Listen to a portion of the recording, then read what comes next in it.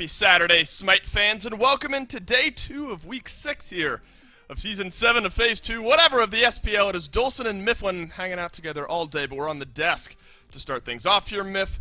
An exciting day of SMITE action ahead of us. Ghost Gaming versus eUnited to start us off. Renegades versus Obey to round things out. Sanguine versus SSG will headline us tomorrow, and then, of course, Radiance versus PK has been postponed. We have our official statement on that one out on the SMITE Pro Twitter account. I believe the orgs as well have put out their statements on that one as well. So all the information surrounding that is out there for you. Here are your standings going into today.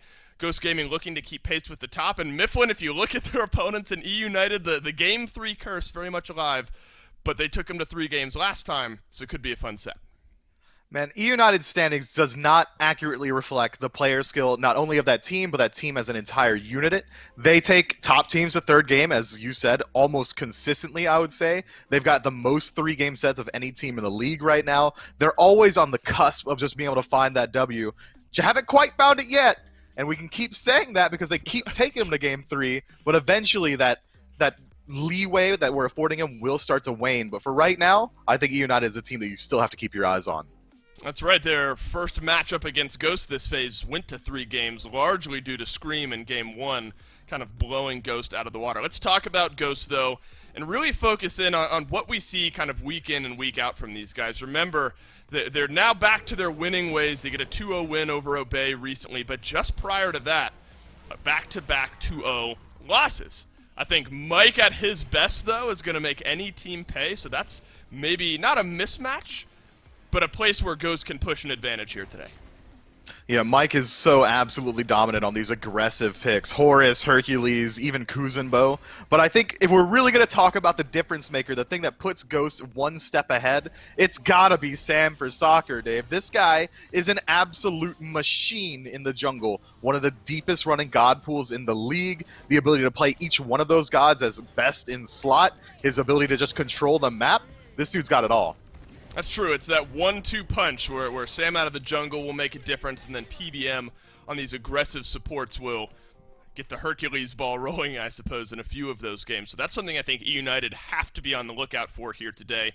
And let's look over at that side. Snoopy swapping into the support role here for this phase. The Guy J Snoopy duo lane has surprised us maybe over recent weeks here, Mifflin, where I think, by and large, Guy J has performed pretty well. Snoopy has had some hot and cold games here up to this point. What's your take on Snoopy and maybe the duo lane as a whole? I think Snoopy has the mechanical skill to play these more demanding soul laners. His Hercules has looked very good. His Yamoja has looked very good. And his dual lane in general with Guy J, I think Guy J might be one of the most quickly improving SPL players in the league right now. You could say it's because he had the most room to grow, being a new member, a new addition to the league. But I think that this duo lane has a lot of potential as they continue to grow well together. But Snoopy in particular, you brought it up already, his cold days are just that. They're incredibly cold. His hot days, you can almost compare him to something like Aurora, something like PBM. I think it's really going to come down to consistency for the United duo. Yeah, Snoopy, and then you start to look at some of the picks that Snoopy has gotten comfortable on. It was Cthulhu support really to start off the phase, but I love the growth that I've seen out of Snoopy, where he started to get more used to these strong meta picks. Will contest PBM for the Hercules pick in a set like this. Will contest PBM for those Yamoja picks as well. There's no free pick one way or another with the growth that we've seen out of Snoopy. Do you imagine we see a lot of action out of the duo lane here today, given how both these supports have been playing? I think we can or we can't, depending on what the P's and B's really line up as. It seems like when both teams are willing to play the 2 most aggressive supports, it's going to be pretty unlikely that we see it get through that first phase of bans. I'm looking at Hercules. I'm looking at Yamoja for contested picks. I think we might have to see each of these guys fall down to some of their tertiary picks like Kuzenbo or Horus or something along those lines, which should generally slow down that lane. Well, Snoopy has absolutely seen a lot of growth up to this point in the phase. We were able to sit down with him, talk to him a little bit going up against a team they took to 3 games earlier on in the phase. Take a listen. All right, so we're here with Snoopy, the new support now for eUnited, although I guess, we're a few weeks in, we can stop calling you the new support, just the support coming forward. And the thing that's actually been most interested to me, and I think a lot of people, is the growth over the last few sets from eUnited. You haven't gotten any wins yet, but, I mean, a lot of 3-game sets against some of the top teams. So how's the team feeling? We've been feeling really good. Obviously, we've been practicing a lot and putting the time. And like you said, we haven't got any full set wins, but we have been getting some game wins, and we've been putting some top teams on the back foot a lot of times, and we're pretty happy about that. So the more we could do that, and obviously the more we can continue to do that, and maybe get 2 wins in a set would be good. Um, so we're gonna look to do that today, and obviously in the future, and continue to improve from there. And that's actually something, you're going up against Ghost, so it's not going to be maybe the easiest thing for anybody to conquer. And the dual lane specifically is where I wanted to focus. We got to talk a little bit last week about Guy J, and I was just wondering, as a support player, you've been playing with this team, but you switched over now to this role. Guy J, and how he's meshing with you, with the team, how are things going on that front?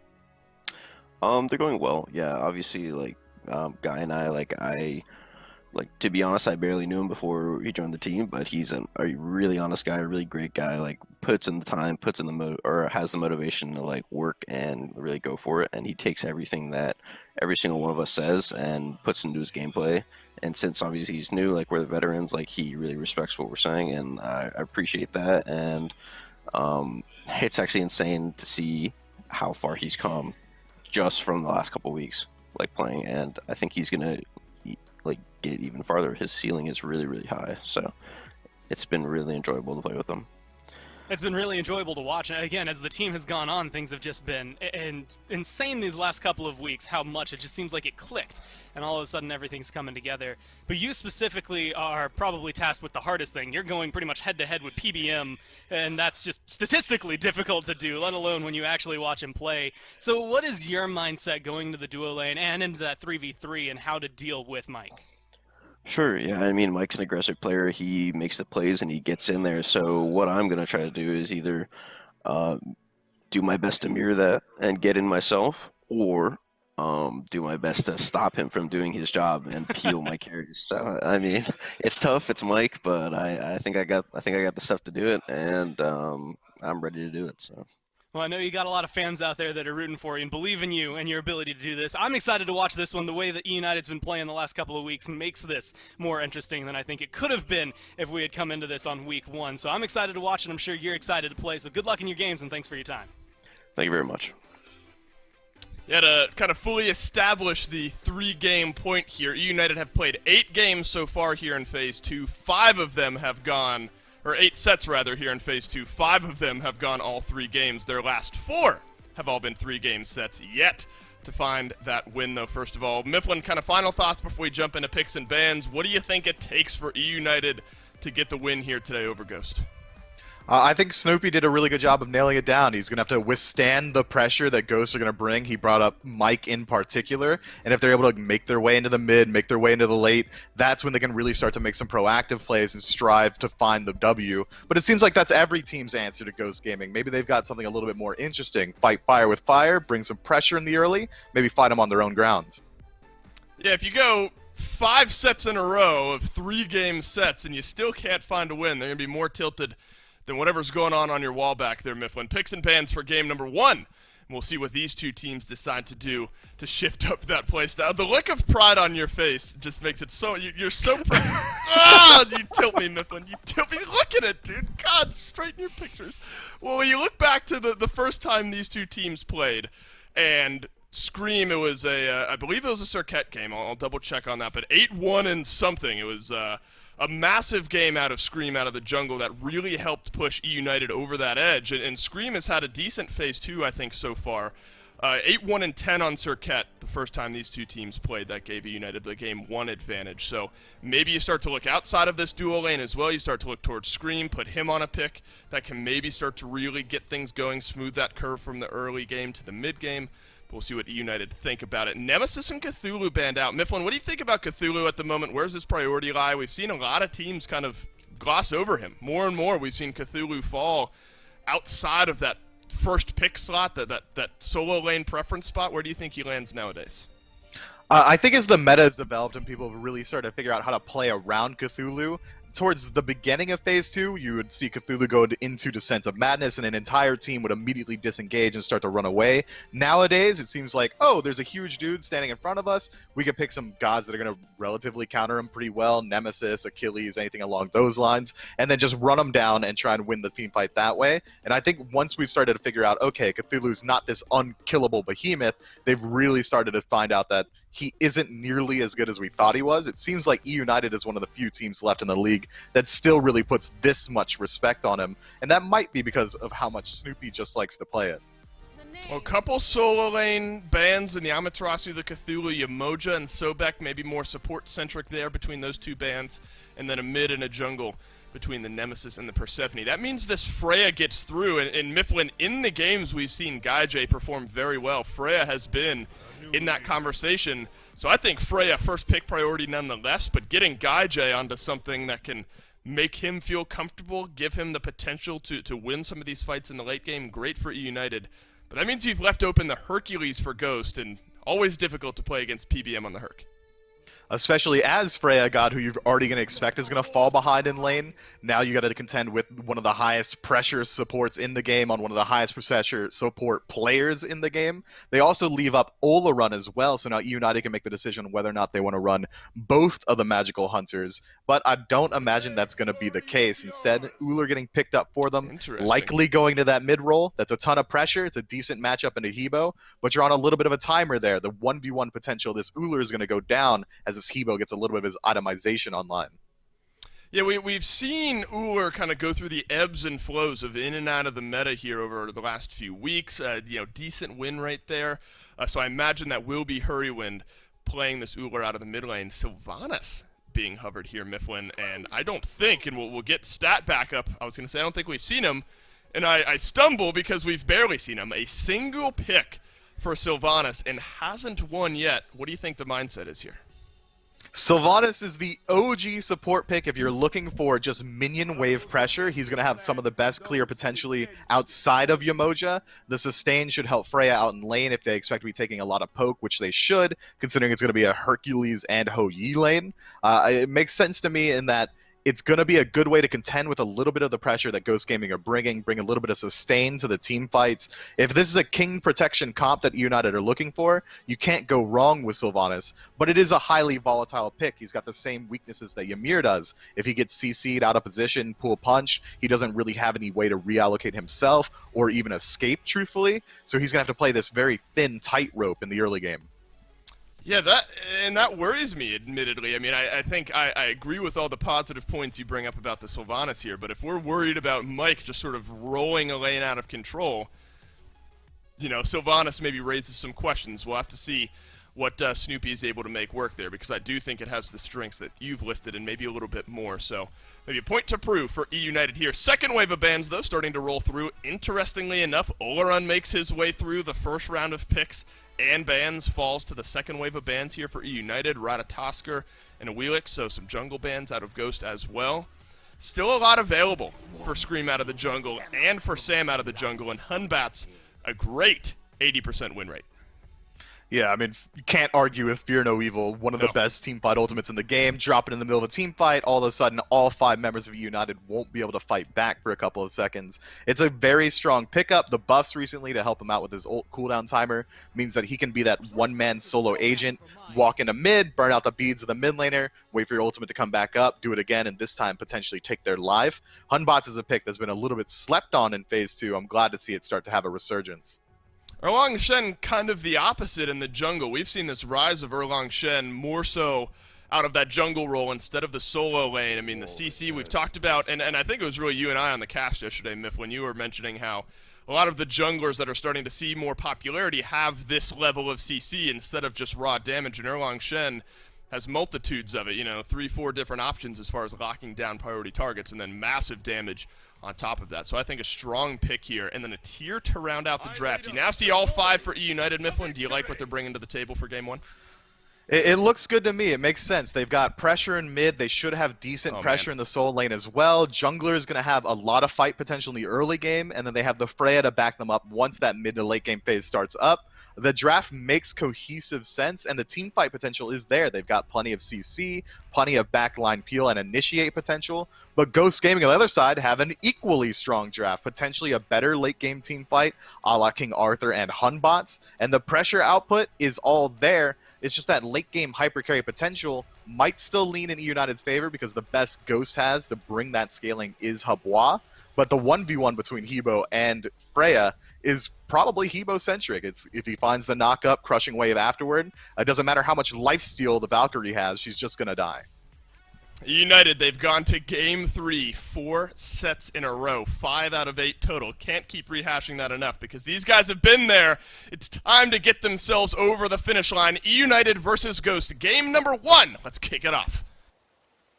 Will the Game 3 woes for eUnited continue? Perhaps we'll find that out here in this set. Finch and Aggro bringing you the call. Doug, obviously our spectator here today. And make sure that you vote for us. Let us know who you think will win between eUnited and Ghost, because I know a lot of y'all are leaning towards Ghost, but Aggro, it feels like eUnited are improving every time we see them.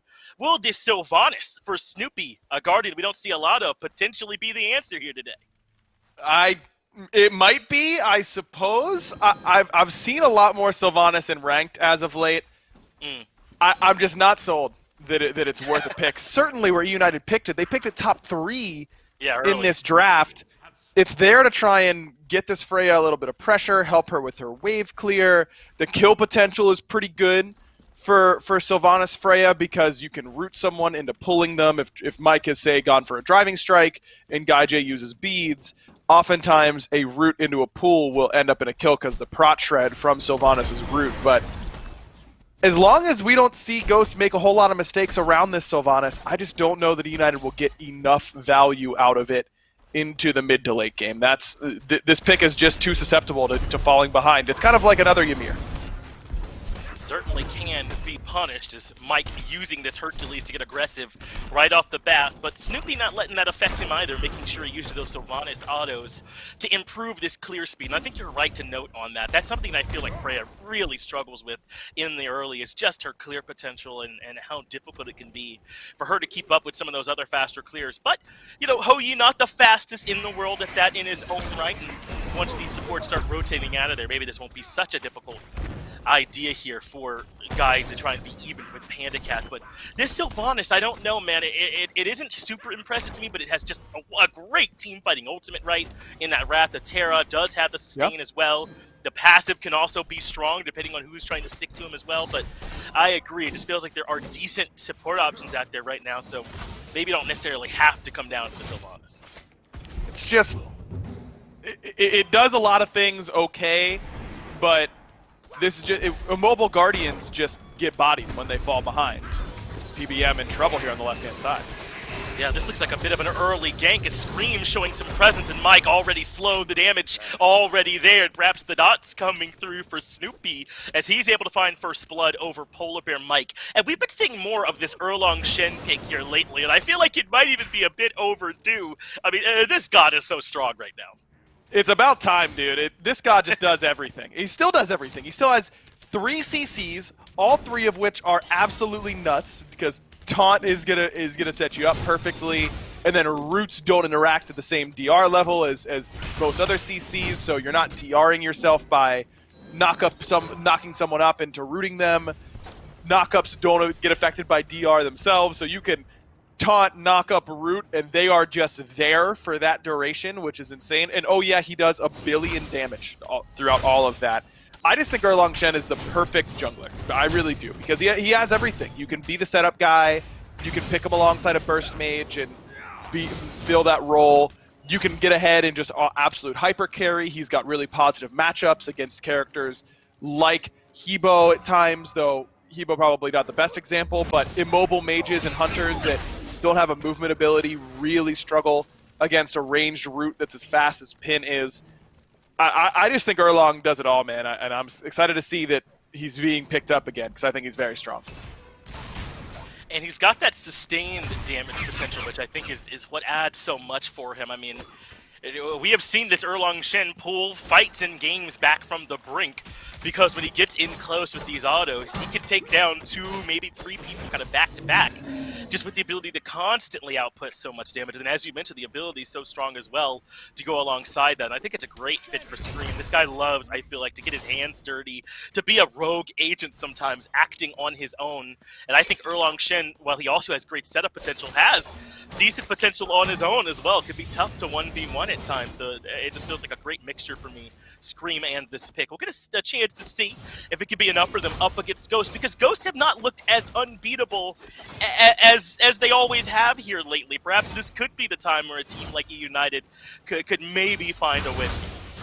And eUnited, on the other hand, has looked really good as of late, despite not finding a win. So I agree that this is not a team, maybe the scariest 0-8 team in SPL history, and just has not been able to find a win quite yet, but consistently taking really, really good teams to game threes. They just haven't been able to secure a win. The majority of their sets so far have gone to 3 games, which is really crazy to think about.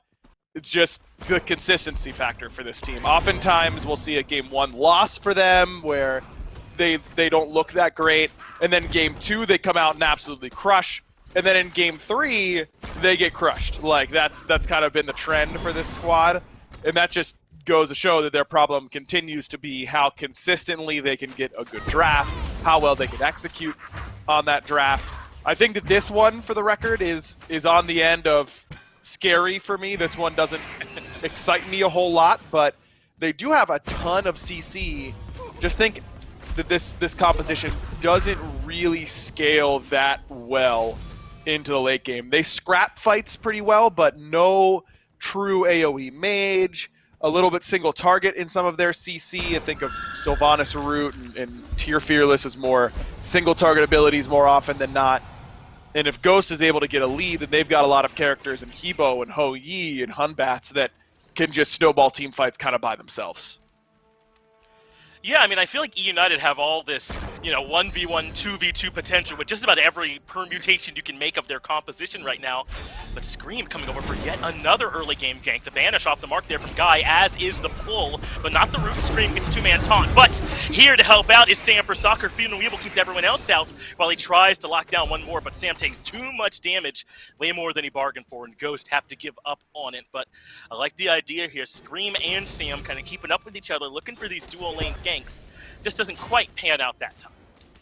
A little bit awkward from both ends. Mike blinks in and is trying to wait out a pre-beads from Gaijay or an ultimate use from Snoopy that would save their lives from the driving strike. Both players play it kind of slowly. Then Snoopy decides maybe I can just knock him up while he's waiting. That'll set up for Scream, but then Scream doesn't get there. That ultimate doesn't land. It's not the right timing. Bit awkward across the board there for both sides. But overall, pretty much even. Couple ultimates on each side. I guess Gaijay holding on to his is the most important cooldown on either side. And by that extension, I guess eUnited comes out ever so slightly ahead. And we should get our chance here to see how Guy plans on building this Freya, because that's become a bit of a conversation, right? You don't necessarily have to rush the Hekate right away. We have seen the Hasten Ring come out in some matchups as that first item. Now, we did go on to ask, I believe that was a vote on SSG, why? And he said, hey, it was just what I had money for at the time, so maybe a little bit different than sort of that overall conversation. But just how many options do you think are available to Freya players right now to sort of change the way that they do this Freya build path? I think that you have a lot of options, more so than a traditional Hunter, because traditional Hunter, that build is kind of figured out for my liking. The Devo gloves into Chin Size or an Atalantis, depending on where you are. If you're a Netrioid, you'll go Ichabal. He seems to like that quite a bit. We'll see if future Hunters decide to start adapting to what Netrioid is building. But for Freya, they're all great power spike rings. Every single one will feel really good as soon as you complete it. Demonic maybe a little bit less so than the others, but great when it comes to hitting the tanks, of course, and a necessity in the build at some point. I do think that there's a pretty good argument too. Well, I was forced to back a little bit earlier than I wanted, so I'm going to grab Hasten instead of Hekate or instead of Telkines in this slot, and I'll just get the next one a little bit later. I imagine that if Hunters started changing up their build path, like if Hunters started going Bloodforge right away, I wonder if that would necessitate a Hekate earlier. But as long as we see Devos, I'd expect the Hasten. Sam gets the Fear and the Weevil off, barely saves his life, but Twig not done. catches Variety out with that crushing wave. Over the wall goes Hurwin, but he has a ton of sandwich potential here as Polar Bear Mike is able to catch up to him. Twig gets the double, but now he's got to deal with Scream, and he cannot deal with it. Scream gets the kill to punish Twig on the back end of it. Vanish coming out from Guy. That should allow him to get back towards the tower. But Fino K not done. He gets the stun, but all this damage ends up going on to Panda Cat. Guy gets the turnaround, makes it into a 2-for-2. Variety and Hurwind both falling, as well as Twig and Panda Cat. Ends up being a bit of a bloodbath there in the middle, starting with that skirmish near mid-Harpies. So unfortunate for Panda Cat. He gets his knock-up landing damage interrupted by the 72 transformations that Scream has. So he gets insta-knocked up, Scream's able to turtle form away, and then a really great pull from Snoopy and good target selection from Guy ends up spelling the doom for Panda Cat. Love the way that Guy played that fight. His target selection so far and the confidence in which he's stepping up. He's getting out of danger when he needs to, but not scared to step up and keep the fight going when he knows that he's got an opportunity to do so. He's looking a lot more comfortable already on this fray. I've liked it quite a bit. That's good, because positioning, I think, kind of has been one of those problems as Ghost Gaming are successfully able to 2v1 invade the blue buff of Variety. And Guy, I think, is worth talking about here for this eUnited team, because there's a lot of other veteran players here. I mean, how long have Variety and Snoopy been playing competitive SMITE for? I mean, certainly Hurwind and Scream as well. And Scream, part of that eUnited roster that played so well. You know, even as Variziel having a ton of experience too. So I think Guy kind of coming into his own is huge for this roster. I think he has not only looked good, but continued to improve. Every time we talk to him, he seems to have a great, healthy mentality for improving at this level as well. I think they certainly got a diamond in the rough here in Guy if he can continue to improve at this rate. Agreed. Having a good mentality, especially when your team has been struggling, is important. This nice blink from Sam gets him out of 2 ultimates there from eUnited, who were trying to lay the trap, but ultimately a little bit desynced on that option. Good idea. I think if they land that initial ultimate from Scream, then they probably kill Sam off the knockups that were coming. Look how low Hurwind is in mid. I guess that's all Captain Twig's doing. Just in case you forgot how much damage Hopwa did, he's going lifesteal boots into Doom Orbes. There's trouble for Snoopy, pulled right back in. Great work from Mike on this Hercules, and Sam says thank you, cleaning up the kill. And Snoopy ends up falling, and that is trouble for not just Sylvanas, but all of these immobile supports. You have to be so careful, I feel like, in the early game that you don't get punished. That's why Hercules support is really strong, because if that happens to you, you just die. No matter really, not necessarily any Guardian dies in that spot, but a vast majority of the cast certainly does. And Sylvanas on that list. Worth noting the build here for Snoopy. This has been the popular build in Ranked. It's second item Shield of Regrowth. Not going any Thieves, not going Lotus Crown like we normally see. It looks like Snoopy's going that third. But second item Shield of Regrowth does fill one of the weak spots for Sylvanas, which is that you're immobile and that you just kind of die all the time, and sometimes that shorter range route is harder to come by. This way, you press 2. Remember that the Wisps take time to reach your allies, but for Sylvanas, it insta-activates on yourself. And you always have a little movement speed boost now whenever you use those Wisps. Might put you in a spot where you're healing just yourself instead of your teammates in order to get in range, but I think this is a good item on Sylvanas, and I think it does help make him stronger. Delaying Lotus Crown feels a little bit bad, but Regrowth is really, really cheap. And then your 3-item Power Spike does feel strong. You aren't super tanky by any means, but between the prots that Wisps give you already and the Lotus Crown prots that you'll get after you complete that item, it kind of does make up for it. You just need to have your 2 up to be really effective between the Regrowth and the Lotus Crown. And does kind of give a little additional clarity to some Sylvanas value, right? I mean, that is something that he can sort of uniquely bring.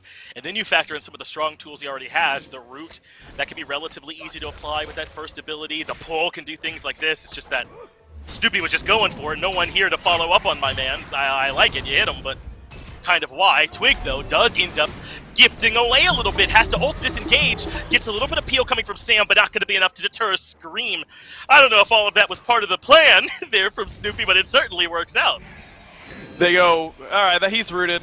Hey, wait, I can root him. Hey, that kind of did some damage. Like, Twig's kind of low.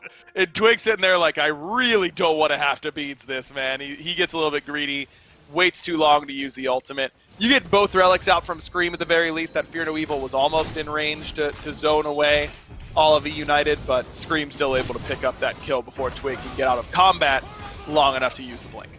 So nice work there from eUnited, working around Snoopy on this Sylvanas, and Twig being, as you said, maybe a little bit too greedy there with some of the relics. As Fine OK did have Variety low, and Sam is on the way, so this could be trouble, but Sam doesn't have the ult. Remember, had to use it to keep Twig alive. That means he ends up using the bead, the blink, and being put down very low, and all this does is push Variety out. Now, there's value there. Variety has beads and the blink, so no teleport. They'll have to walk back the long way, but still, maybe a little bit more than they wanted there from Ghost Gaming with that pressure on Variety. Not ideal for Sam to lose the beads and not pick up the kill. I mean, Variety will lose a wave or so to tower, but Tyr is one of those characters that, unless he really snowballs hard, which is pretty much impossible to do at an SPL level, he's kind of just doing his displacement thing no matter what. It doesn't really matter how much farm he really has. It's one of the good things about putting him in the solo lane, and it's why we see builds like what Variety has, a little bit more movement speed based. He's going to need every ounce of that movement speed to get out of this one, though. Big rotation. They want him dead! They really want this man dead, huh? I mean, we were just talking about how maybe there's not that much value in punishing the tier like this, but no luck convincing Ghost. They rotate over with the mid laner and the jungler, and Variety says, all right, I guess I'm going back to base. So 2-0 for him, but still not too far behind Fine, and should be able to do all the normal tier things either way. Just a question of if this does come back to bite eUnited later on. Look, I mean, it might not be the best shutdown kill in the whole world, but a kill is a kill. Like, you're taking that if Harry's going to give it to you. And make no mistake, Variety gave that one to Ghost Gaming. Just a not great opportunity to proxy. No information on where everybody was on the map. Made it pretty easy for Ghost to rotate over. Mike does get away from this little skirmish in mid. And I think a chance to talk a little bit about Hurwind, and I think he's played well for this team, has been versatile for them, and this Uller is something that Hurry will pull out. I mean, this is not just a random thing they threw onto him. He likes this pick, going to Transcendence Boots into Aussie to get some lifesteal, some pen, and some much-needed attack speed as well, since he went the Warrior Tabi route. And I think this Uller should begin to a point where he's pretty scary. Not quite as scary as with the all-pen ability-based build, but certainly still strong. As Snoopy has the Wrath of Terra forced out, had to use the ultimate, but now getting locked down inside the Fear No Evil and the Boulder, and still Snoopy lives. Use the root to try and get away from the oncoming Fine OK, and Snoopy's still alive, but it's Variety that's diving way into the backline. Twig low, and Guy there to clean up that kill, but now how do eUnited make their way back out of here? They've gotten their carries out, Variety zoning on the front line, a nice little pick there for eUnited as they lock down the Evo. I don't know how Snoopy lived, but it was close. That sprint, absolutely huge for him. And that's why I'm surprised Mike has gone Horrific. Snoopy has had sprint this whole time. That Horrific's not going to get nearly as much value as something like an AWP. Good push-pull there from Polar Bear Mike. That means Variety gonna be low on the back end, but all of eUnited are grouped up here, and Twig still 10 seconds away from joining them. Plus, they've got this Sylvanas sustain with these Wisps as well. So now we're starting to see, I think, a little bit of the strength with eUnited. As you mentioned earlier, a scrappy squad with some sustain and decent damage, kind of making it hard for Ghost Gaming to move around in these fights. This is exactly how you should be playing around a sustained comp. Love the way they're doing it, but now they've got to find a way to secure this Fury. Fine OK gets banished. Does manage to come back down. He's got beats as well. eUnited get the Fury, but Fine OK finally gets the kill on the Snoopy. Variety trying to help get some peel there as Guy much needs it. The Aegis buys him time, but Fine OK on a rampage gets the double. Not going to quite be able to lock down Variety, but I think Ghosts don't feel too bad about it. 2-for-1, Twig died at the beginning, and eUnited get the Fury. Oh, Hurwind is completely Great taunt from Scream, and Hurry says, who needs mana? Just going to use it for the auto attacks. And they get at least one in Twig. Scream does end up dying in trade. Mike is there, but this dive from Ghost continues. Fine OK has become an absolute nightmare for them. 4-0-3 on this King Arthur. And who said that this god went anywhere without the Glad Shield? Certainly still has the damage, certainly still has the chase potential. And Fine OK putting that on display. Might even be able to get the lockdown here into Variety with a little bit of help from Mike. They don't have a ton of damage to first him down, but maybe can open up this tier 1 tower instead.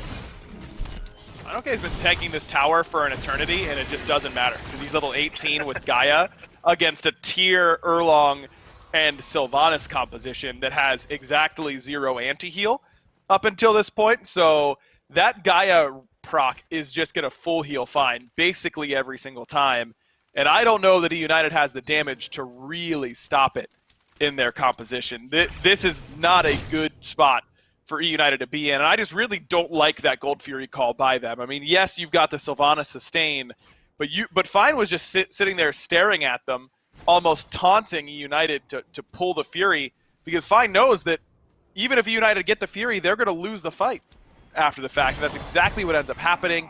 They lose 4 all in total for the Fury and a tier 1 tower, not even close to worth it.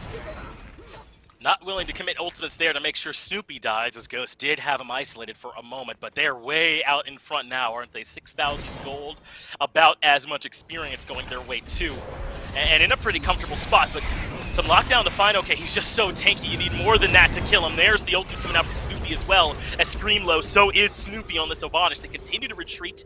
The Sun there from Panda Cat, not quite enough for Ghost to keep the lockdown going, but I think Ghost are fine with this. They're now showing some great resilience in these small little skirmishes, and eUnited Sylvanas is not enough to sustain through all that.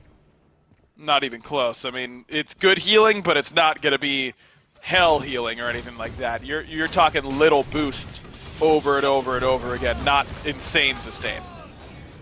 FineOK has lockdown variety here as well. He is able to elude the rune coming out from Scream. Fear no evil, though. It helps make sure variety is stuck on the front side of this fight, even with the beads. And FineOK gets yet another kill, now 5-0-3. And starting to look like a raid boss. No way you're bringing him down. Snoopy, nowhere near tanky enough. We talked about the health build and some of its weaknesses. Guy gets popped as well. Sam locks him down over in the jungle near speed buff. Suddenly, a 3-for-0 for Ghost. Then keep right on pushing. They don't even have the fire giant. This is just them winning fights. And this is what eUnited wanted to do with this composition, have these weird little scrappy engagements as Scream, again, pulled in by Mike, and Captain Twig a little bit wider right on that crushing wave. Scream gonna survive because of it. But eUnited just make a couple of bad decisions on target selection and what they wanted to do around that Gold Fury fight, and Ghost has really blown this game wide open. It's already almost a 10k lead. And you want to talk about what kind of difference a solo laner can make? This has just been infinite space created by FineOK. He can just do whatever he wants on the map, and he's forcing eUnited to have unwinnable fights because they just can't kill him. Herwind, I can't imagine he was planning on going this build. Normally on Uller mid, you want to go a little bit more pen-centric. He's had to kind of adjust into this chin size build because they realized that how do they ever take down this Gaia King Arthur?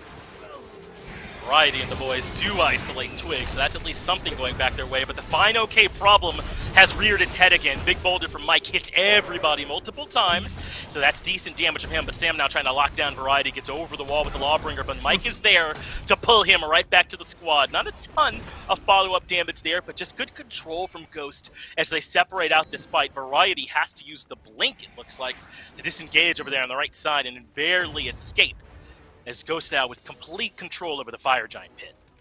I mean, not a single set of beads up right now for United. A couple members, they're coming up for the front line, really, in Variety and Scream and Snoopy. But Guy J and Heroin having no beads against this composition with Hunbats, Ho Yi, Hercules, the boys who can just insta-kill you, if you don't have purification beads, I think it's the right call from a United. They probably have to give up this Fire Giant, but they might not, just because their Phoenix defense isn't that great. They might feel like this is their only decent shot.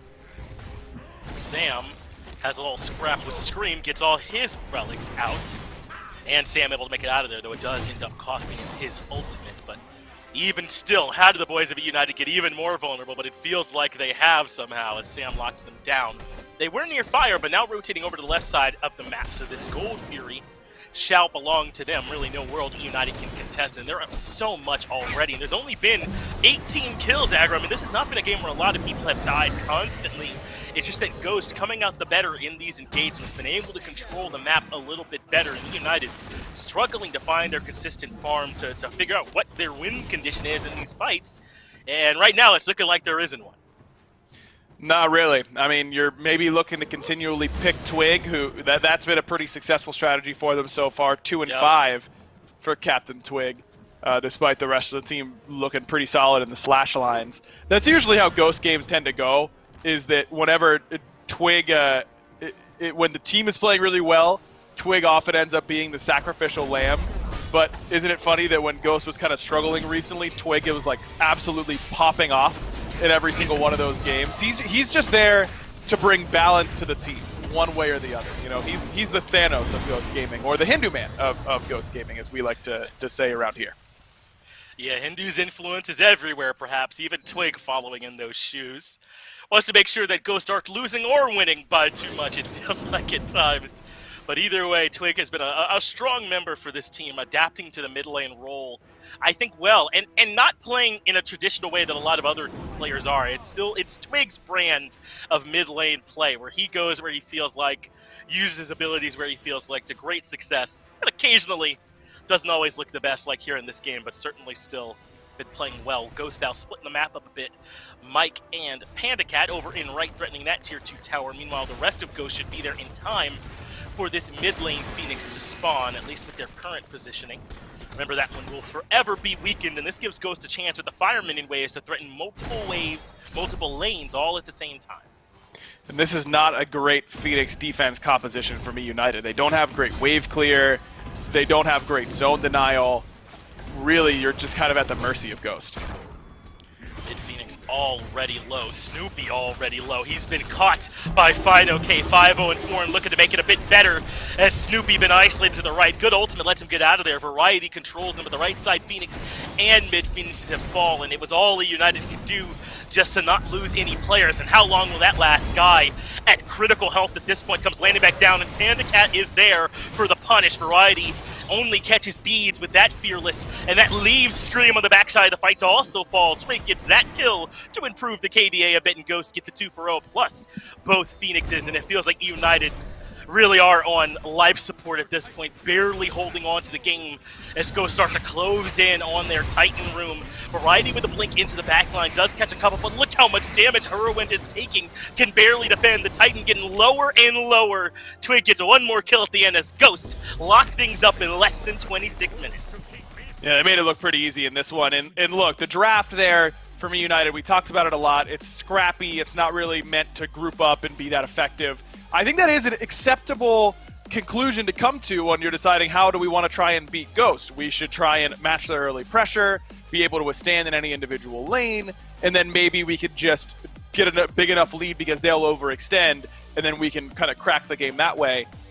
Ghost this time play incredibly disciplined, wait for United to make one mistake, and they made it on that Gold Fury call. So that's just kind of the way the cookie crumbled in that one. I do think that we should see something a little bit different from eUnited there, but the big pick that we were all talking about in the Sylvanas, I don't think that was the problem for them at all. Agreed. I don't think it let them down in this game. It's just that eUnited struggled really to execute what they were looking for this time around. We'll see if they make some adjustments, though. Get it down to the desk to start breaking things down. Get us ready for Game 2. Wasn't an absolute blowout here, though. Ghost are able to lock down the win in 25 minutes. Seems pretty par for the course for the Ghost squad. And as back and forth as that early game was, Ghost was consistently building on this gold lead. It was like a 1-kill differential 10, 11, 12 minutes into the game, but about a 3,000 gold differential. So Ghost able to pull that advantage, and then some Fury fighting really gives them the edge here. What'd you see out of Ghost Mifflin? Maybe what you saw out of eUnited that made this one a 25-minute win? It seemed like a much more reserved play style from Ghost, even though we did see the outcome being largely the same, a 25-minute win, par for the course for Ghost Gaming. But it seemed like they were playing a lot more reactively, playing around whether or not eUnited wanted to rotate into a fight first, and then we'd see Sanford Soccer come in for the counter rotation. But it seemed to me, even when eUnited was making proactive plays, be it around Gold Fury or grouping up for an invade, Ghost was playing the map somewhere else slightly better. If you were invading Ghost red buff, they're taking away your purple, your back camps, and one of your tier 1 towers. And that's why, even though, as you highlighted earlier, eUnited was up 1 kill, there was still a huge gold disparity in favor of Ghost Gaming. eUnited are playing better. I like this style. I like this look from them. They're actually making plays that are trying to actively approach the win. They just need to clean up that early game. A lot of mechanical errors early on dropped them a couple of kills that might have changed the face of that game in a huge way.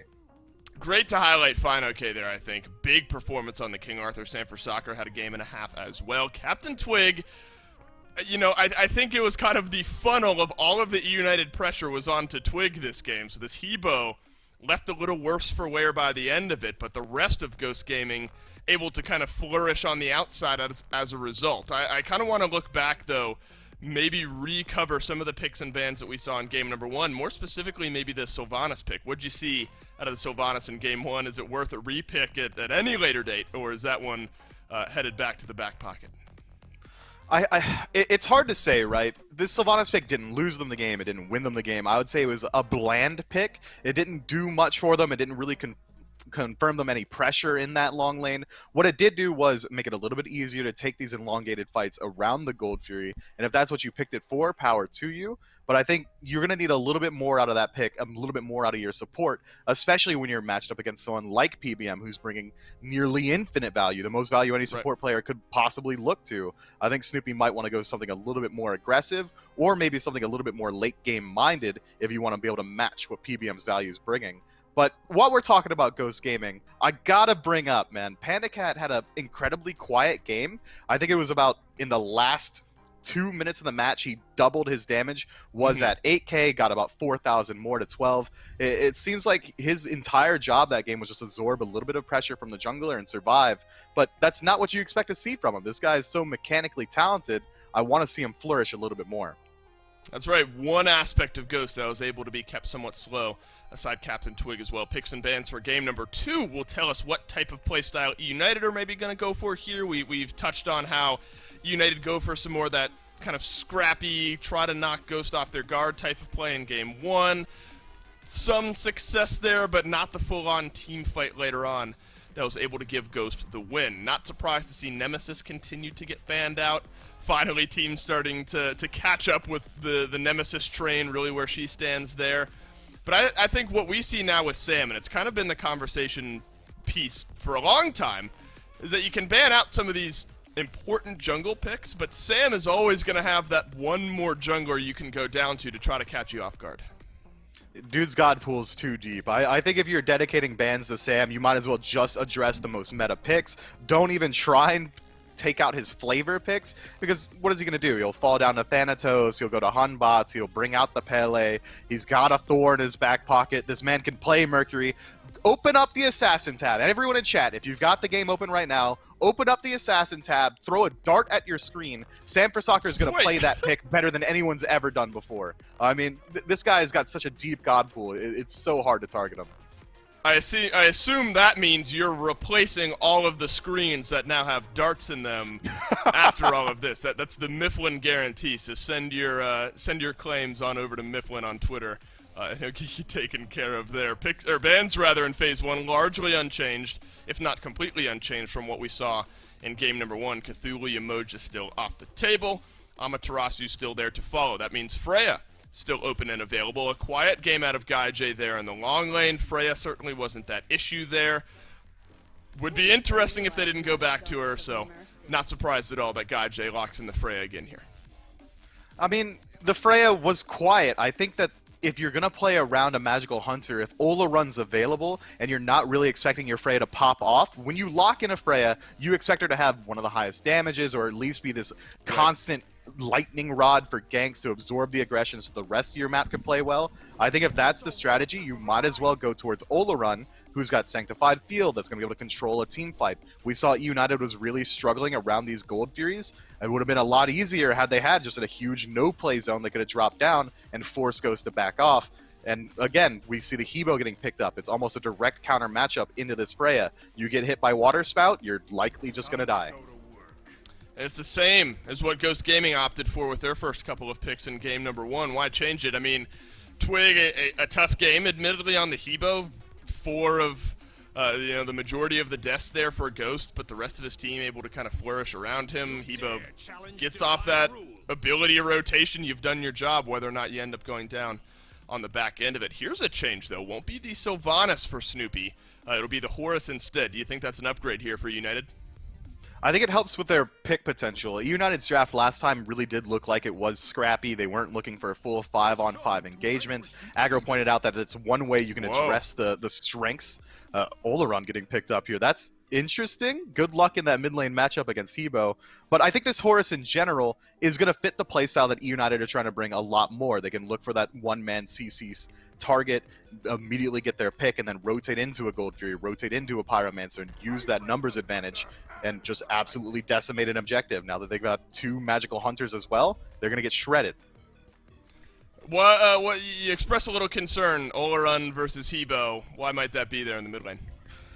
Oleron being so immobile into this 3v3 that Ghost is bringing is going to be hard to deal with. You could say that Oleron's pretty safe, drops Sanctified Field, you've got a knock up for self-peel, but what are you going to do when Thor dunks you? You use your beads, now you no longer have it available. Now PBM's blinking on you with the Earthbreaker and a Driving Strike, you're probably just dead. Or if your beads are down in general, Hebo's going to hit you with Water Spout and a Crushing Wave. There's a lot there that just really favors Ghost Gaming. We might even see Freya flex to mid for that additional degree of safety with Valkyrie's Discretion, although I do doubt it. This Oleron's going to have a very hard time farming up in the early game, but it doesn't take away from his late game. If he is able to survive the onslaught from Ghost Gaming, it's going to look pretty good for United come around 20-25 minutes. That said, 25 minutes in is when we saw Ghost Gaming win last time. Right, that's the key regardless of composition, it seems, going against Ghost, is surviving into that mid or late. And eUnited did a decent job of it. They didn't get blown out of the water, just weren't able to build up those small gold leads in game number 1. So maybe a chance to kind of slow things down, get this matchup on their side, and then scale a little bit better into the late. Ratatoskr or Wheelix still banned out here by Ghost. It's going to be the Kuzumbo and the Cupid instead now banned out by United. So a small change there. And a Heimdall will make his way through. What do you think of Heimdall as he stands? It's one of the safer hunter picks, likely going to Panda Cat. You can use it very easily to survive through lane. You've got the CC immunity on your ultimate. The Bifrost is one of the best escapes in the game. It really is a pick that has seen a lot less focus in Phase 2. We saw it a lot more in Phase 1 when it seemed like duo lane was a lot more fight-centric. The 1v1 potential is there, but fighting into a Freya the second she gets her second or third item online is nearly impossible for a Heimdall. So I imagine we're going to see Panda Cat spending a lot of time just farming. I feel like I really like this Achilles here for variety. We've seen this rise of Achilles here recently where you play these fights well enough, you get a volley of ultimates off. I forgot who it was, got a quadra kill on Achilles last week or the week before that. This Achilles pick has started to become a little bit more popular out of this solo lane, so I think a strong way to find some pressure now for variety, and then a Kali to round out for Scream. United add Achilles and Kali to round out their draft. What do you think of their 5? That's a lot of late game, man. Freya, Oleron, Kali, these are all gods that are going to need a lot of time to come online, especially considering the pace that was set last game. It seems like a bit of an interesting decision to completely forego your early game. It's going to take a lot of execution from eUnited if they don't want to fall behind just on map pressure in general. If Ghost Gaming decide to, they can group up very early on, take team fights around the Gold Fury almost at just 5-10 minutes in, and force eUnited to take some fights when they're at their worst state of the game. I would have liked to see them take a little bit more early pressure to facilitate these late game picks. Yeah, you look at Ghost, you got a Thor, you got a Hercules, plenty of picks there to get the ball rolling here in the early, so it's all down really to whether eUnited can weather that storm and make their way into the mid game, make their way into the late game, because you know what the picks that Ghost Gaming have here, it's going to be an uphill battle through and through for eUnited. Where do you think this one hinges on Ghost to get the ball rolling early? I mean, PBM's got a pretty decent matchup in that long lane. Thor is going to have a ton of pressure on the map, a lot of pressure compared to what Kali's going to be able to bring for the first 15 minutes.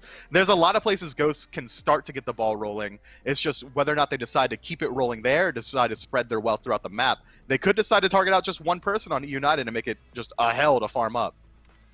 Well, United are going to try to keep their Game 3 trend going here. Game number 2, where will Ghost seal it up? Let's jump in and find out. Thanks, Dolson and Mifflin. Let's move into this eUnited versus Ghost Game 2, where eUnited have the backline double mage ADC to try and get this win up against Ghost. But Aggro, do you share those same concerns as the desk about this sort of late game centered composition for eUnited? Yeah, it just feels really opposite of what they wanted to do last game, right? Last game they wanted to have the option to scrap in any lane at any time and win the game that way. Now they're kind of saying, hey, let's slow it down a little bit here, fellas. Let's try and take this to 29, 35 minutes, somewhere in that zone, and then we'll start to group up and be really effective. I don't think Ghost is the type of team to just let you do that very often. So I don't know how much I like this comp from eUnited. You know, it feels scary, and what I'm really worried about is that Sam is going to have a field day on this store, man. I mean, who's more fit to fight once you hit level 5 than this guy? He will be deciding where all these brawls will be happening here on this map. It's going to be up to eUnited to find some ways to kind of answer back to that. It won't be the easiest thing. I mean, Herwin in mid in particular, I feel like could be particularly vulnerable. I mean, as Mifflin highlighted, a lot of pressure there, but look at this aggression from Mike, using the blink to catch them out on the alpha, recognizing they're going with this new sort of slower start strat where you go purpa to alpha and just kind of let them get pressure in lane, but he's not even letting them do that. I mean, Ghost have complete control over here in the long lane. And now Mike gets to just zone Guy J and Snoopy from at least a few more creeps. You won't be able to zone them from the whole wave because the wave is just going to build up too much, but this is still a really good spot for Ghost Gaming to be in, and a very bad spot for eUnited. Panda Cat's level 2, that means he has access to the Gallarhorn. Mike hits level 2 off one more creep. That means that unless Guy J and Snoopy hit 2 off this remainder of this wave, which I think they should. Maybe not Guy. Snoopy should because he hogged the Alpha Harpy. I don't know that Guy got that experience. I don't even know if this Freya's going to hit 2 off these archers. Okay, he did. Now you don't insta lose the lane. If Guy J hadn't been able to hit 2 here, you literally can't play because Ghost just won't let you with the CC and range that they have. But with Banish available, at least they can farm under tower. Oh, good banish there from Guy. That would have been a disaster, potentially, for Snoopy. Though with Panda Cat going back to solo the alpha, you know, probably not the scariest thing in the world if Polar Bear Mike does get that pull-push combo off. Without any kind of follow-up back there for him, Panda Cat will indeed solo the alpha. But so we know for sure that Ghost have pressure over there in the long lane, as expected. But how do you expect Herwin to navigate this potential 3v3? I mean, the Hercules, the Hebo, the Thor, feels like they kind of all have solo potential against this guy. It's very, very difficult to handle this 3v3, but if Olaron can get to level 5 at the very least, and then it's every time you have your ultimate up, at least you've got a puncher's chance at winning that team fight. You just got to really make those sanctified fields count. You've got to hope that Scream's going to be able to make plays around you and that you're going to force Ghost to dive you a little bit too hard and then let the rest of your team kind of clean up and get kills. It's kind of the same way that you have to play around Kali. Like, you're going to have to overcommit onto her at some point in order to kill her, most likely. And then the Kali player is hoping that even if they die, they've got members on their team who can clean up and then actually make use of that farm. As long as at least one of Herwind or Scream is able to clean up fights and walk away with a double kill or something like that, then they can end up in a position where they can win this game. And I know that eUnited have a draft that is skewed towards the late game, right? I mean, Freya and Olaron and Kali are going to scale excellently into that stage of the game. But I mean, I feel like Ghosts are certainly still going to be capable of fighting back in, as Mike is lurking right near this red buff for a steal, close, but doesn't look like he was able to strip that one away. Oh no, he does take it, perhaps? I mean, you don't see one being picked up there for Herwin, so that's pretty good evidence. As Sam dunks back down, this Snoopy very, very low, but just no one in range for follow-up, so eUnited narrowly avoid getting picked there. Oh no, bad timing there for him to get mana back, but not a great crushing wave from Captain Twig, and he's going to fall down easily. No beads for him. He actually picked up Blink at level 1, and he gets punished very, very easily by a sloppy play there from Ghost. It was a great dunk from Sam, hit both Snoopy and Hurry with that Anvil of Dawn, but then didn't have any mana to actually finish off the Horus. And then when he did have enough mana, Mike was trying to go for the wrong target. Different target calls end up being pretty split, and then Captain Twig just kind of crushing waves up in order to get insta-ulted by Herwin. Not a good engagement there by Ghost on the 3v3.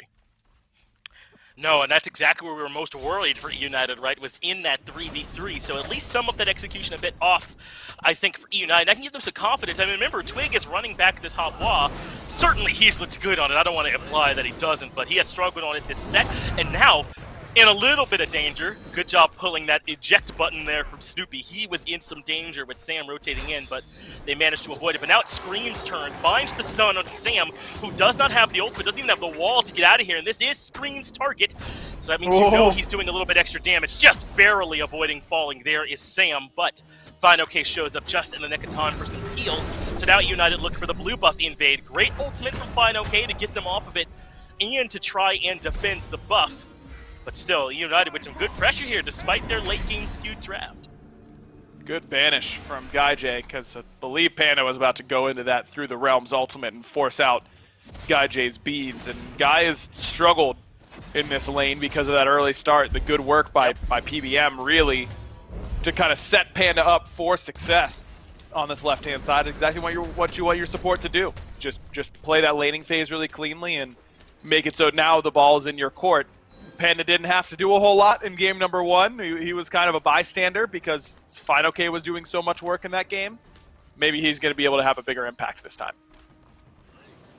And just to make sure we're framing the game correctly, I know eUnited are skewed towards the late, but this draft from Ghost should certainly be able to fight in strong. How favored did you say even United are if they make it to the late game relatively even?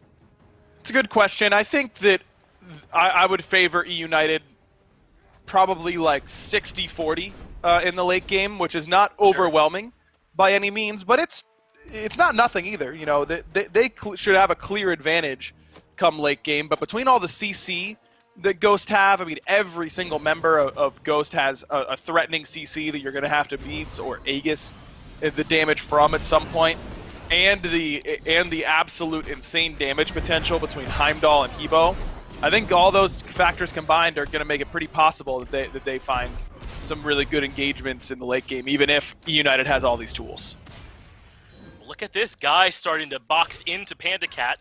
A little brutal, missing even those Freya autos there for Guy, but no harm, no foul, I think, as he makes his way back. Snoopy, though, the one taking some damage, has a backup, though, from Whirlwind, and look how good Sanctified Field is. But even still, Mike able to get the kill on the Snoopy, driving strike into the boulder. Variety shows up to clean one kill, and there's Sam for Soccer falling to Whirlwind. I think Scream might have liked the reset. Final Kick gets the return kill onto Whirlwind, so it's 2 for 2, but eUnited give up their support and their mid for the jungle support from Ghost, so maybe they don't feel too bad about it, especially with Twig still low. Fatal Strike not able to hit him, though, in the crushing wave, and now it's Variety in danger of falling. Good blink back in from Twig, and they're able to find the return to make it 3 for 2.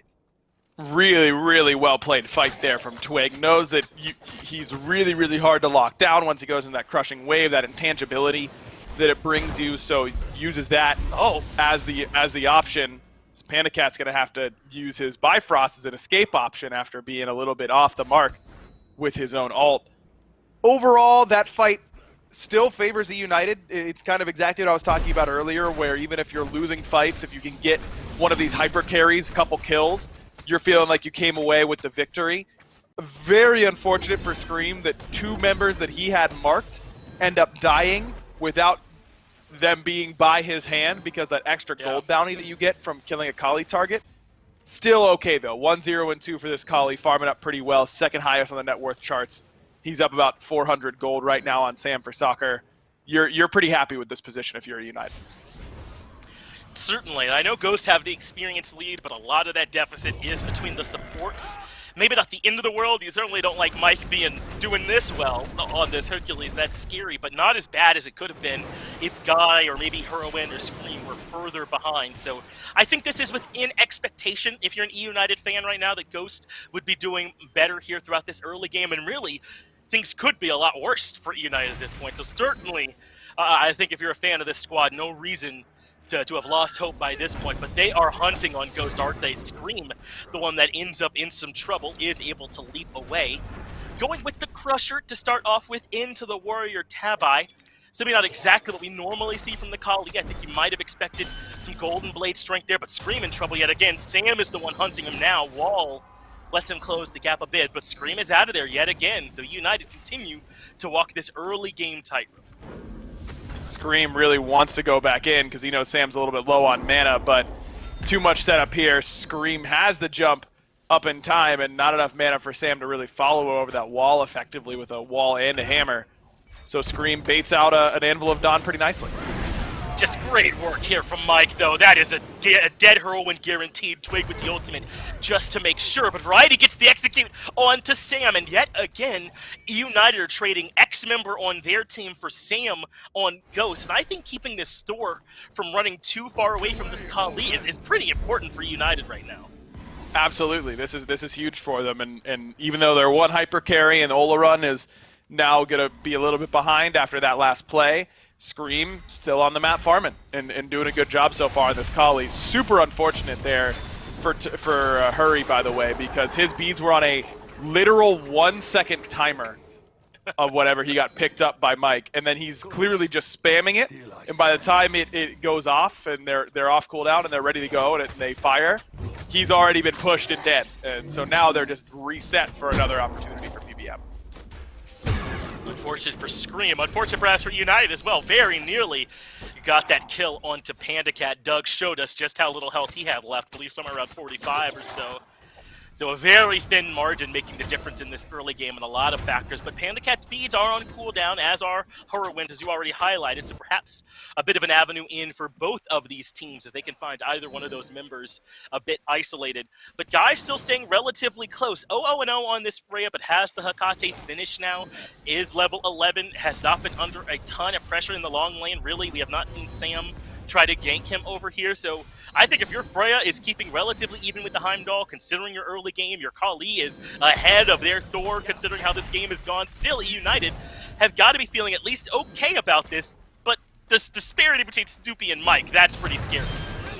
And now Heroine and Twig's disparity is going to get even larger as well. No beads for the Yola run, no chance for him to survive that full CC chain, and that's going to open up a pretty easy tier 1 tower for Ghost. It's really just been a little bit of an unfortunate game for United in that mid lane, but it's just Mike, man. He, again, just making the difference in my mind, putting pressure on those beads consistently, gets them and the kill at the same time, and now you're in a pretty good spot.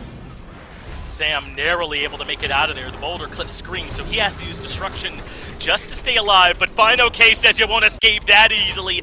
Throws him into the FG. Variety gets the kill to Twig and Scream still among the land of the living. Sam is on his way, though, to try and rectify that situation. A hammer makes it 1-for-1. I can't believe Scream made it that far, though, in a very close situation. Got some peel on the backside of the fight, and eUnited still hanging in there. Not ideal now that you've lost your Kali. That gold lead that Scream had now erased because Sam gets the kill. In fact, Sam is now ahead in XP because of all the kills that he's been a part of during this time.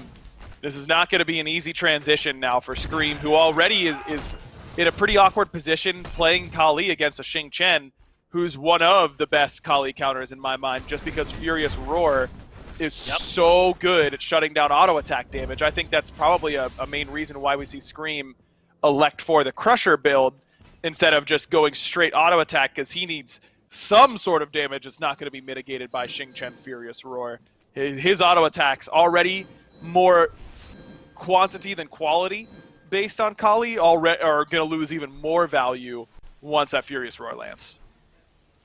Snoopy was considering getting aggressive, but look at Panda Cat's position. There's just no chance with him that far back. So the ultimate ends up getting not very much value there at all. Also worth noting here for Scream that it's going to be difficult trying to go into the Xing Chen. I mean, even the Whirlwind of Rage and Steel can kind of eat up some of that destruction time that you'd be hoping would help you get off a couple more autos onto one of your primary targets. It's not going to be easy. There's so much peel from this Xing Chen that's going to make life hard on Scream. So we'll see how it is that he ends up working. I think the hope is that they could just kind of overwhelm Ghost in the late game. They have so many threats between the Ola Run, the Freya, and this Kali. They execute some variety even if they don't finish off the kills, that even with all that control that they've got at their disposal, eUnited can find a way to force their way through, essentially, with all those options. And once Scream hits level 12 and gets beads, he's going to be much safer in these team fights. Right now, because of the displacement from Ghost, it is very, very hard for Scream to really get in there and get involved unless it's towards the back end of a team fight where abilities are already down. Well, this is going to add some pain for eUnited if Ghost can cleanly get this Gold Fury, and it's looking like the answer is yes. Good ultimate from Guy, though, forces the reset. Variety into the backline, but Snoopy already low. Sam has taken to the sky, looking for a target to dunk on, but still waiting. Scream gets the first kill. There's the dunk from Sam, and he's got Snoopy isolated in the back, but support from mid, plus eUnited defend the Gold Fury. They don't mind how this fight's gone at all, but that's only if they can make it out. Good slow from Panda Cat, locks down Variety, force him to run to the side, and now FineOK closes the gap onto Guy with the blink. But eUnited, though, still keeping everybody alive and defending gold.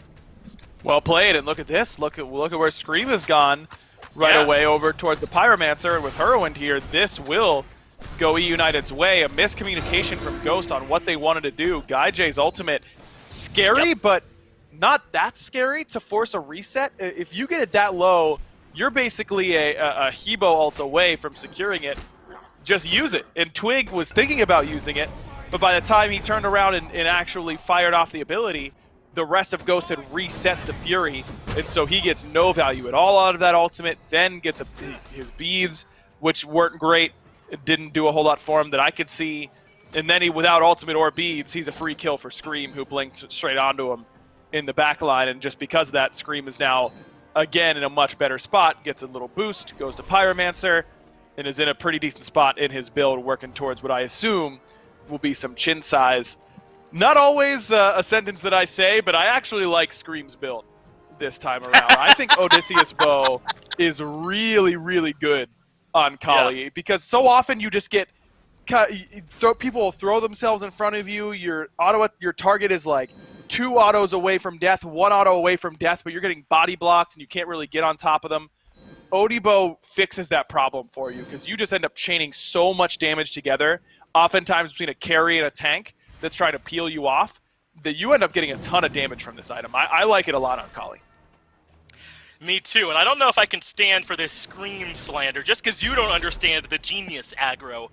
I don't know if that makes it wrong. We gotta all make sure we're bowing at the feet of the GOAT here with Scream. Still, though, they're within striking distance in this game, and now with 17 minutes in, I mean, this feels like a success to me if you're eUnited. They are not that far behind, and this game is still so close. That's why that Gold Fury defense was so critical to me.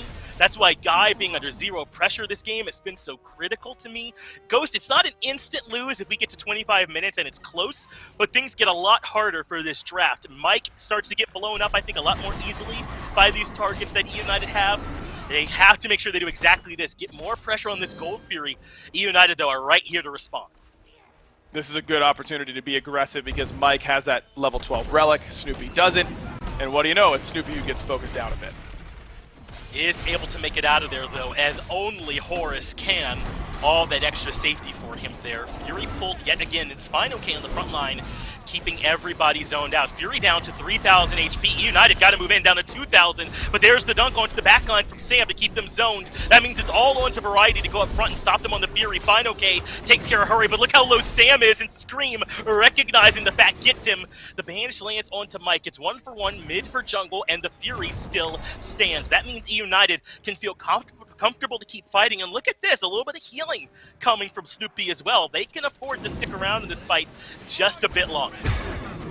That was a really good fight for eUnited, but it's really because, again, Ghosts seem like they're on different pages on what they want to do around this Gold Fury. Another crushing wave from Twig. I don't know if that one was attempting to secure gold or if it was just to get away from Variety, but either way, it didn't really do that much to this Achilles, who's got Stone of Gaia and a Genji's Guard already in the build, and Twig has no pen whatsoever through his first 3 items. Makes it pretty simple for Variety to get in there and just eat that crushing wave and not feel too much worse for it. Ghost just has looked a little bit sloppy around these objectives so far in this game. How do you like the Soul Gem, just sort of in general right now? Are you a Soul Gem believer? Because I feel like we're starting to see a bit more of it periodically showing up in these builds. I don't know if you always want it here third and delay the pin this way, but if it seems like an item we should maybe see a bit more of. Maybe. I just think it feels more. It feels like a win more item to me. If you, the getting extra scaling on your abilities is really good. Don't get me wrong, but they're just it's so awkward to fit in the build because it's not enough power to go second. It's not enough. You need pen by third, in my opinion. I really think that you really do the vast majority of the time. So not having it in that spot feels really bad. And I wanted to hear more, but FinoK said no. Gets aggressive onto Herwin, who somehow is still healthy, but there's just too many ults. Anvil of Dawn and Crushing Waves say no to the Ola Run pilot. He ends up falling down early, so it's 1-for-1 so far. And look how far away eUnited are pushed out. Ghost have decided to say no longer on this slow and steady pace. They go all in, blow up Herwin, and now they're starting up gold. But eUnited know how critical this is to keep this game close to even, so they step forward. Vanish lands early, but Ghost secure the Gold Fury already, and now they're ready for the disengage. eUnited can't find any way to punish. Good blink in from Scream, nearly gets hit by that Heimdall, but what a pull from PBM, pulls up two. How nuts is this guy, right? I mean, Hercules, to me, could feel a bit peel light sometimes, but these SPL players, Aurora, Mike, Neil, come to mind, and they're able to get all this value out of it, extract the most they can from this pick, and he gets Ghost out of there cleanly. I thought I spoke prematurely when Scream gets the blink double stun, but Mike is there to make sure there is no pain on the backside of that Gold Fury. Still, though, within range, only a little over 1,000 gold worth of separation for Ghost right now. But can't you tell that they're the ones setting the pace? These ultimates, all this control, lets them control the fight so well. And now they're going right to fire. eUnited are on their way, but it's really only Snoopy here to defend. Ghost don't have a ton of wards. They might not know how alone Snoopy is here, but they're looking to stick the objective. Snoopy is already low. They kill him. They still have the ultimate from Twig for the confirmation as well. Whirlwind is on the outside, but Ghost secure the objective, and eUnited have no answer. Hurry's going to get some good damage off, but not nearly enough to survive. It's an easy double for Panda Cat, and this is what the good teams do. I feel like I sound like a broken record. I say it all the time. They just constantly pose you questions. What are you going to do if we do this? Okay, now it's your turn to come and defend this. All right, now we're grouped up and doing this. What are you doing? And eventually, teams make mistakes whenever they're forced to asking that many rapid-fire questions. And United just aren't there to defend a fire giant, and Ghosts are just absolutely turning on the jets. They're still on the gas. Right side Phoenix is down. No one was there in time to defend. Snoopy is absolutely dead. R.I.P., my man. As soon as he lands, Panda Cat gets the credit for it. Up to the sky, though, goes Sky. Good damage to the Valkyrie's discretion, but FinoK is still here. FinoK still aggressive at Scream. Barely gets the destruction off in time. Sam able to get out of there. Just enough peel coming from the rest of Ghosts Gaming. And look how cleanly they move around the map. How cleanly they're there to peel for each other when it looks like they're overextending. And eUnited, just like that, are having to look at Ghosts through binoculars. They're out of range. What are breaks? Because Ghosts don't know what they are. They don't have those. They just instantly turn it up to 11 and get all the way to that right side Phoenix, and they get a bunch of relics and ultimates to show for it. Guy J now, no beads. Same for Scream. That means FinoK is going to have an easy time setting up a game-winning fight on the next Phoenix Siege. Perhaps not even getting ahead of yourself. Big dunk coming down, and Whirlwind still 16 seconds from the beads.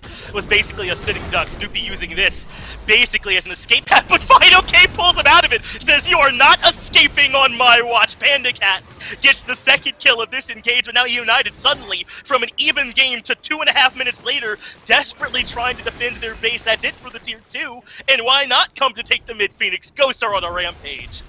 The only good news for United is that Ghost hasn't reset since doing that fire, so they've got a ton of gold in hand.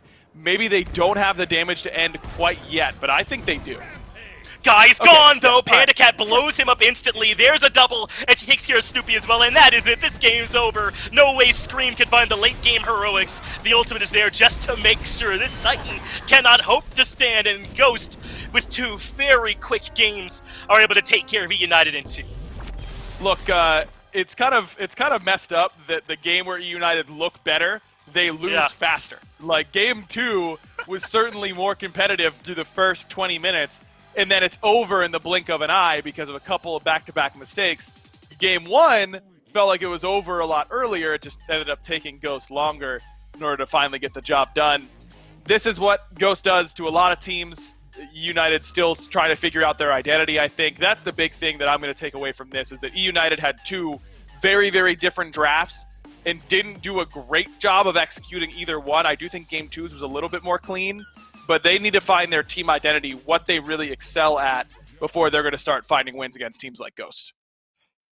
Yeah, normally when we watch United play, they look a lot more competitive than this, but Ghost, I think, have righted the ship. They're back on track, and United looking to struggle. Congrats to the Ghost Boys with the 2-0. Get it back down to Dolson and Miffle on the desk. Thanks, Finch and Agro. Great job to start off this Saturday of SMITE action, and great job over to Ghost in finding the win. I don't have an ornate ad for you this time around, but I will tell you about the in-game content surrounding the avatar. We got the Battle Pass in-game now. Aang, Korra, Zuko, they've all got skins, and then you can get a second skin for all of them through all the tiers in the Battle Pass. Super cool. If you've seen the show, if you haven't seen the show, it's definitely some in-game content that you need to get your hands on, so take a look at that in-game now. Mifflin, though, is with me to break down this set, and Miff, to kind of pick up right where the casters left off. It's kind of unfair that eUnited arguably look better throughout the early part of this game and then suddenly just get blown out of the water, but similar game times here, 25 into a 23, Ghost just a better team today. Man, it's so unfortunate because eUnited, despite having this late game centric draft, were still able to fight into a couple fights in the early game. At just 20 minutes into the game, it was just about completely even. If you're an eUnited fan, you must have been on the edge of your seat thinking to yourself, oh, we're getting there. They're about to hit their power spike. These 3 late game hyper carries are about to really hit the ground running. And then one Fire Giant fight with desynced deaths. Hurrywin falls down on the tail end of it. Turns into a couple tier 2 towers for free, a Phoenix for free. Ghost Gaming blow the game wide open off of truly just one mistake from eUnited.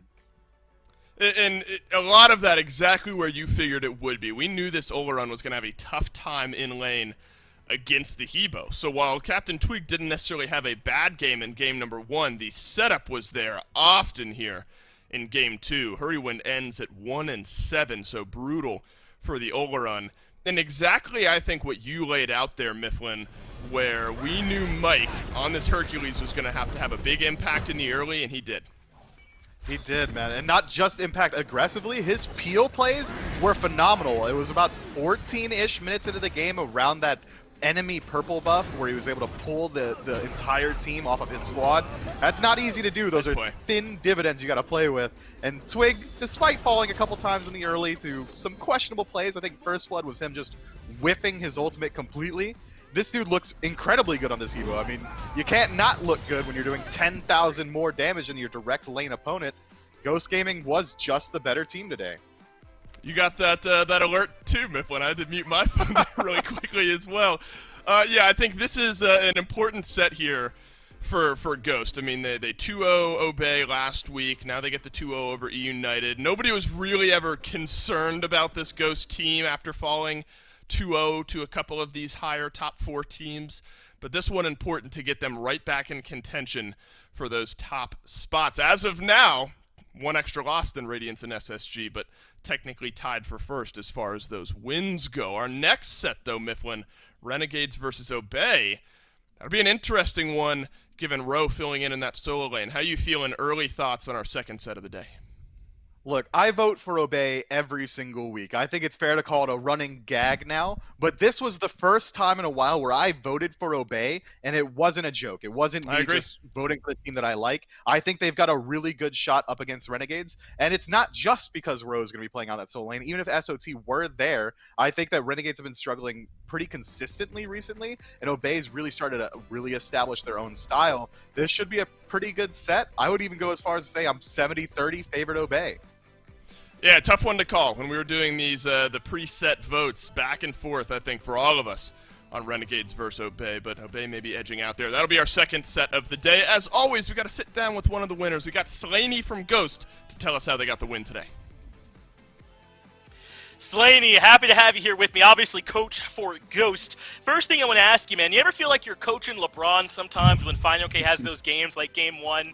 I mean, how much do you need to tell him when he plays that well? I mean, it makes it pretty easy having like the caliber of players that we have on our teams. Like even outside of like Alec, everyone's just kind of, I think, best in their roles. So. No, 100% agree. Hard to argue with the success you guys have had. So to talk a little bit about maybe the stumbles, it's hard to call it a slump, I think, when you lose to Radiance and Sang when those teams are so good. But do you feel like you all have realigned here? Do you even want to call it a speed bump or anything? Or talk to me about maybe how you all felt after those games. I think it's fair to say that we're in like we're not looking as clean as we should be right now. I think we still have like a long way to go before we can say that we're on peak form. So I'm not, even though we won today, I'm not like too happy with our performance. I think there's still like a lot to take away from our set and improve on. We didn't look as clean as we should be. So we definitely have like a long way to go, and I would say that fans should expect us to keep improving. Well, talk to me a little bit about Twig as well, because I feel like we're always talking about him, but he has really seemed to acclimate to this mid lane role. He's found his own very unique style that is working for him. Talk to me about how you all work to get Twig looking as comfortable as he does now here in the mid lane. Yeah, I think Ben's finally like solidified like a play style and god pool that he like really performs well on. I would say he is the best player that we have right now. Everyone's kind of like in a bit of a slump. Obviously, Alec kind of farmed in this set, but I would say Ben's being the most consistent player right now, and I think it's shown that he is like kind of solidified on what he wants to play and how he wants to play the game. So I'm really happy with where Ben is and how much he's improved. I certainly agree. There was a point where we were worried about Twig. Now I'm worried that you have no hope against Twig, so it's a great transformation there. Thanks for taking some time to talk with me, Slaney. We have another excellent set coming up right after this. Make sure you stay tuned for more SPL.